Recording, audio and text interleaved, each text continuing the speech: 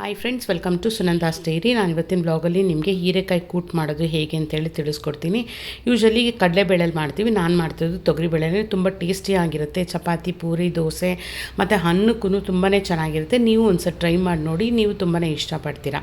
ಮೊದಲಿಗೆ ನಾನು ಒಂದು 1/4 kg ಅಷ್ಟು ಹೀರೆಕಾಯಿ ತೊಗೊಂಡಿದ್ದೀನಿ. ತೊಗೊಂಡು ಅದು ಮೇಲ್ಗಡೆ ಇರೋ ಸ್ಕಿನ್ನೆಲ್ಲ ತೆಗೆದುಬಿಟ್ಟು ಸಣ್ಣ ಸಣ್ಣ ಪೀಸ್ ಮಾಡಿ ಕಟ್ ಮಾಡಿ ತಿಟ್ಕೊತಿದ್ದೀನಿ. ಮತ್ತು ಒಂದು ಕುಕ್ಕರಲ್ಲಿ 1 ಕಪ್ಪಷ್ಟು ತೊಗರಿಬೇಳೆ ಹಾಕ್ಕೊಂಡು ಒಂದು 2 ಸಲ ವಾಶ್ ಮಾಡಿಬಿಟ್ಟು ಮತ್ತು 1 ಗ್ಲಾಸ್ ನೀರು ಹಾಕ್ಬಿಟ್ಟು ಒಂದು 1/4 ಚಮಚದಷ್ಟು ಅರಿಶಿನದ ಪುಡಿ ಹಾಕಿಬಿಟ್ಟು ಇಲ್ಲಿ ಕ್ಲೋಸ್ ಮಾಡಿ ಒಂದು 4 ರಿಂದ 5 ವಿಜಿಲ್ ಕೂಗ್ಸಿದ್ರೆ ತುಂಬ ಚೆನ್ನಾಗಿ ಬೆಂದ್ಬಿಡುತ್ತೆ.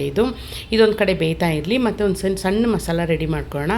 ಒಂದು ಮಿಕ್ಸರ್ ಜಾರಿಗೆ ಒಂದು 1/4 ಕಪ್ಪಷ್ಟು ತೆಂಗಿನಕಾಯಿ ಹಾಕ್ಕೋತಾ ಇದ್ದೀನಿ. 5 ರಿಂದ 6 ಒಣಮೆಣಸಿನ್ಕಾಯಿ ಹಾಕ್ಕೋತಾ ಇದ್ದೀನಿ. 1 ಸ್ಪೂನ್ ಜೀರಿಗೆ, 1 ಸ್ಪೂನ್ ಅಕ್ಕಿ ಹಾಕ್ಕೊಂಡು ಸ್ವಲ್ಪ ನೀರು ಹಾಕ್ಕೊಂಡು ಇದನ್ನು ಚೆನ್ನಾಗಿ ನೈಸ್ ಪೇಸ್ಟ್ ಮಾಡಿ ಒಂದು ಕಡೆ ಎತ್ತಿಟ್ಕೊಂಡ್ಬಿಡಬೇಕು.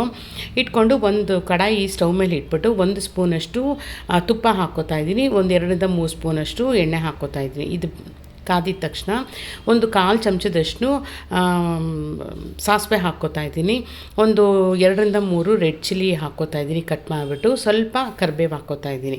ಇದಿಷ್ಟು ಹಾಕ್ಕೊಂಡು ಚೆನ್ನಾಗಿ ಫ್ರೈ ಮಾಡ್ಕೊಳ್ಬೇಕು. ತುಂಬ ಟೇಸ್ಟಿ ಇರುತ್ತೆ ಮತ್ತು ಚಪಾತಿ, ಪೂರಿಗೆ ಎಲ್ಲದಕ್ಕೂ ಅಷ್ಟೊಂದು ಚೆನ್ನಾಗಿರುತ್ತೆ. ನೀವು ಒಂದು ಸಲ ಟ್ರೈ ಮಾಡಿ.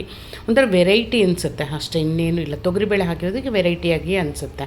ಅದಷ್ಟು ಫ್ರೈ ಆದಮೇಲೆ ಒಂದು ಈರುಳ್ಳಿ ಸಣ್ಣ ಕಟ್ ಮಾಡಿ ಹಾಕ್ಕೊಂಡು ಅದನ್ನು ಚೆನ್ನಾಗಿ ಫ್ರೈ ಮಾಡ್ಕೋಬೇಕು. ಲೈಟೆಸ್ಟ್ ಬ್ರೌನ್ ಆಗಿದ ತಕ್ಷಣ ಇದಕ್ಕೆ ಹೀರೆಕಾಯಿ ಕಟ್ ಮಾಡಿ ಇಟ್ಕೊಂಡಿರ್ತೀವಲ್ಲ ಅದನ್ನು ಇದರಲ್ಲಿ ಹಾಕ್ಬಿಟ್ಟು ಚೆನ್ನಾಗಿ ಫ್ರೈ ಮಾಡ್ಕೊಳ್ಬೇಕು. ಚೆನ್ನಾಗಿ ಫ್ರೈ ಮಾಡಿಕೊಂಡು ಇದಕ್ಕೆ ಒಂದು 1/4 ಚಮಚದಷ್ಟು ಅರಿಶಿನದ ಪುಡಿ ಹಾಕ್ಕೋತಾ ಇದ್ದೀನಿ. ಸ್ವಲ್ಪ ಉಪ್ಪು ಹಾಕ್ಕೋತಾ ಇದ್ದೀನಿ. ಹಾಕ್ಕೊಂಡು ಚೆನ್ನಾಗಿ ಫ್ರೈ ಮಾಡಿಕೊಂಡು ಒಂದು ಚೂರು ನೀರು ಹಾಕ್ಬಿಟ್ಟು ಲಿಡ್ನ ಕ್ಲೋಸ್ ಮಾಡಿಬಿಟ್ಟು 1 ನಿಮಿಷ ಬೇಯಕ್ಕೆ ಬಿಟ್ಬಿಡಿ. ಇದನ್ನು ಹಬೆನಲ್ಲೇ ಸ್ವಲ್ಪ ಚೆನ್ನಾಗಿ ಬೆಂದ್ಬಿಡುತ್ತೆ. ಇದು ತುಂಬಾ ಟೇಸ್ಟಿಯಾಗಿರುತ್ತೆ ಫ್ರೆಂಡ್ಸ್. ನೀವು ಒಂದು ಸಲ ಮಾಡಿದ್ರೆ ಮತ್ತೆ ಮನೇಲಿರೋರು ಮತ್ತೆ ಬೇಕು ಅಂತಂತಾರೆ. ನೀವು ಅಷ್ಟು ಟೇಸ್ಟಿಯಾಗಿರುತ್ತೆ. ಇದನ್ನು ನೀವು ಒಂದು ಸಲ ಟ್ರೈ ಮಾಡಿ ನೋಡಿ.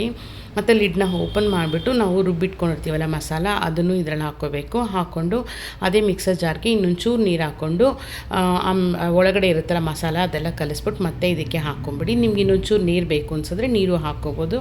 ಇಲ್ಲ ಗಟ್ಟಿಯಾಗಿ ಇರಲಿ ಅಂದರೆ ಹಾಗೆ ಬಿಟ್ಬಿಡಿ. ಮತ್ತು ಇದನ್ನು ಕಲಿಸ್ಬಿಟ್ಟು ಮತ್ತೆ ಲಿಡ್ ಕ್ಲೋಸ್ ಮಾಡಿ ಒಂದು 2 ನಿಮಿಷ ಕುದಿಯೋದಕ್ಕೆ ಬಿಟ್ಬಿಡಿ. ಹಸಿ ಸ್ಮೆಲ್ಲೆಲ್ಲ ಹೊರಟೋಗ್ಬಿಡುತ್ತೆ. ಅದು ಮತ್ತೆ ಲಿಡ್ನ ಓಪನ್ ಮಾಡಿಬಿಟ್ಟು ನೋಡಿ ಚೆನ್ನಾಗಿ ಕುದೀತಾ ಇದೆ. ಬೆಂದ್ಬಿಟ್ಟಿರುತ್ತೆ ಅಷ್ಟು ಬೇಗ ಹೀರೆಕಾಯಿನೂ. ಮತ್ತು ನಾವು ಇದಕ್ಕೆ ರುಬ್ಬಿಟ್ಕೊಂಡು ಇದು ಬೇಯಿಸಿಟ್ಕೊಂಡಿರ್ತೀವಲ್ಲ ತೊಗರಿಬೇಳೆ, ಅದನ್ನು ಇದರಲ್ಲಿ ಹಾಕ್ಕೋಬೇಕು. ಹಾಕ್ಕೊಂಡು ಈ ಟೈಮಲ್ಲಿ ಉಪ್ಪಿದೆಯಾ ಅಂತ ಚೆಕ್ ಮಾಡ್ಕೊಂಡು ಮತ್ತೆ ಉಪ್ಪು ಸಾಲಿಲ್ಲ ಅಂತಂದರೆ ಇನ್ನೊಂದು ಸ್ವಲ್ಪ ಉಪ್ಪು ಹಾಕ್ಬಿಟ್ಟು ಮತ್ತೆ ಕಲಿಸ್ಬಿಟ್ಟು ಒಂದು 5 ನಿಮಿಷ ಲಿಡ್ನ ಕ್ಲೋಸ್ ಮಾಡಿ ಕುದಿಯೋದಕ್ಕೆ ಬಿಟ್ಬಿಡಿ. ನಿಮಗೆ ಹೀರೆಕಾಯಿ ಇದು ಕೂಟ್ ರೆಡಿ ಆಗುತ್ತೆ. ಮೇಲ್ಗಡೆಗೆ ಒಂದು ಸ್ವಲ್ಪ ಕೊತ್ತಂಬರಿ ಸೊಪ್ಪು ಹಾಕ್ಕೊಂಬಿಡಿ. ತುಂಬ ಟೇಸ್ಟಿಯಾದ ವೆರೈಟಿಯಾದ ಹೀರೆಕಾಯಿ ಕೂಟು ರೆಡಿ ಆಯಿತು. ಇದನ್ನು ನೀವು ಆರಾಮಾಗಿ ಚಪಾತಿ ಎಲ್ಲದಕ್ಕೂ, ಅನ್ನಕ್ಕೆ ಎಲ್ಲದಕ್ಕೂ ಸರ್ವ್ ಮಾಡ್ಬೋದು. ನೀವು ಇದನ್ನು ತುಂಬ ಇಷ್ಟಪಡ್ತೀರಾ. ನಿಮ್ಗೆ ಈ ವ್ಲಾಗ್ ಇಷ್ಟ ಆಗಿದ್ರೆ ಲೈಕ್ ಮಾಡಿ, ಶೇರ್ ಮಾಡಿ ಮತ್ತು ಸಬ್ಸ್ಕ್ರೈಬ್ ಮಾಡಿ. Thank you friends.